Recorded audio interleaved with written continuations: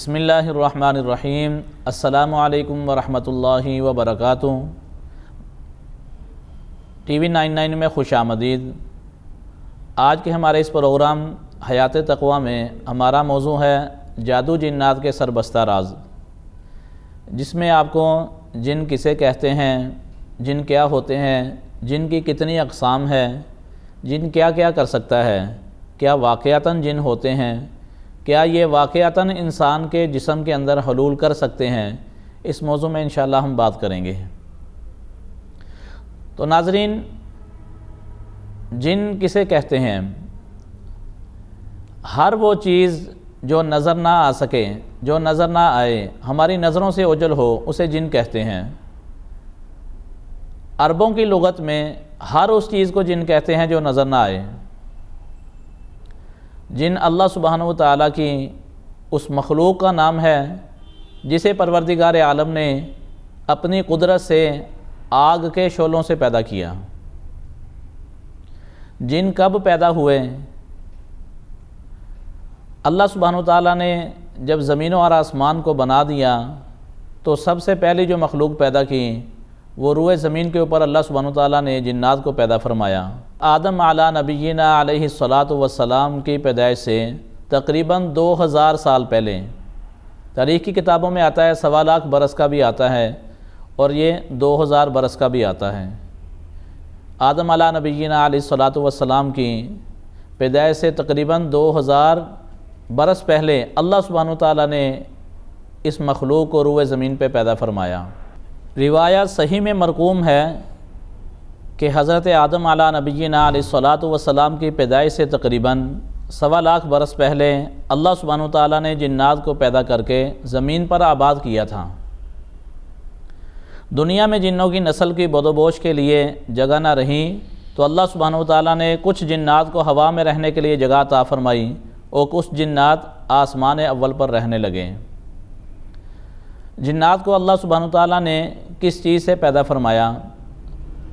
تو قرآن مجید میں فرقان حمید میں اللہ سبحانہ وتعالیٰ کا فرمان ہے، خلق الانسان من صلصال کالفخار وخلق الجان من مارج من نار۔ اللہ سبحانہ وتعالیٰ پاک کلام کے اندر فرما رہے ہیں کہ ہم نے انسان کو بجتی ہوئی مٹی سے پیدا فرمایا اور جنوں کو آگ کے شعلے سے ہم نے پیدا فرمایا۔ تو میرے دوستوں، جنات کا وجود ایک حقیقی وجود ہے۔ اس وجود سے ہم انکار نہیں کر سکتے، کیونکہ جس چیز کے اوپر قرآن جس کا بیان دے، روشنی ڈالے، اس کا ایک وجود ہے، اس کا ایک ثبوت ہے۔ قرآن نے جب بھی کسی چیز کا ذکر کیا ہے، اس کا وجود ہے تو اس کا ذکر کیا ہے، ورنہ اس کا ذکر قرآن مجید نے نہیں کیا۔ تو آج بہت سارے کچھ ایسے لوگ ہیں جو اس کے وجود سے انکاری ہیں۔ قرآن مجید میں اللہ سبحانہ وتعالیٰ فرماتے ہیں کہ ہم نے نہیں پیدا کیا جنوں اور انسانوں کو مگر اپنی عبادت کے لیے، وَمَا خَلَقَتُ الْجِنَّ وَالْإِنسَ إِلَّا لِيَعْبُدُونَ۔ غرض میرے دوستوں کہنے سے مراد یہ ہے کہ اللہ سبحانہ وتعالیٰ نے قرآن مجید میں کئی آیات کے ساتھ ان چیزوں کو ذکر فرمایا۔ چنانچہ بہت ساری قرآن مجید کی آیات ہیں جن کا حوالہ ہے، سورۃ الرحمن میں ان کا ذکر آیا، سورہ صافات میں ان کا ذکر آیا، سورہ زاریات میں ان کا ذکر آیا۔ تو بہت ساری آیات میں لفظ جن، لفظ جان اور لفظ جنہ سے یاد فرمایا گیا ہے۔ قرآن مجید فرقان حمید میں کئی آیات میں ان کے وجود کا ذکر آیا۔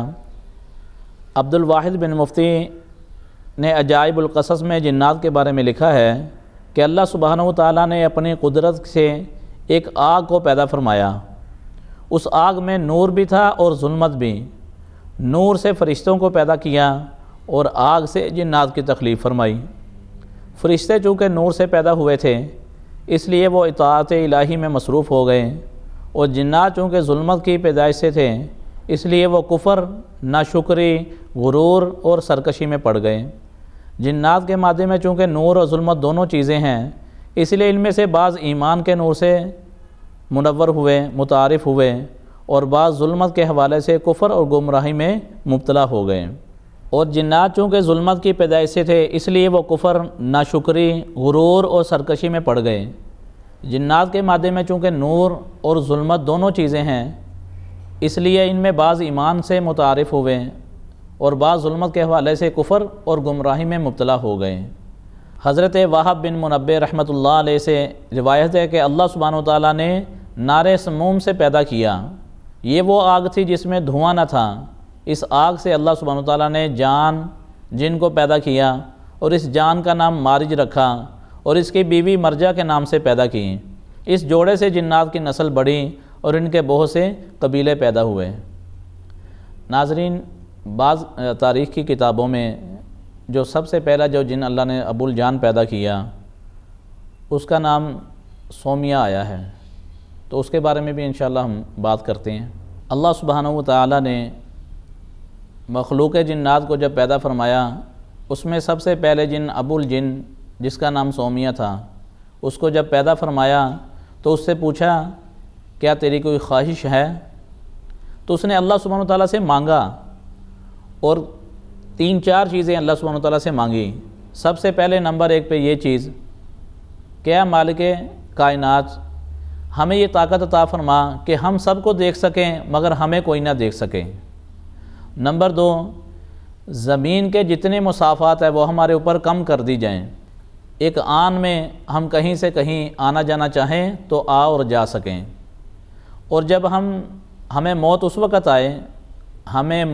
وقت آئے کہ جب ہم جوان ہو کے بوڑھے ہو جائیں اور بوڑھے ہو کے پھر جوان ہوں، پھر ہمیں موت آئے، اور جب ہم مر جائیں تو ہماری قبریں جو ہیں وہ تحت ثری میں بنا دی جائیں۔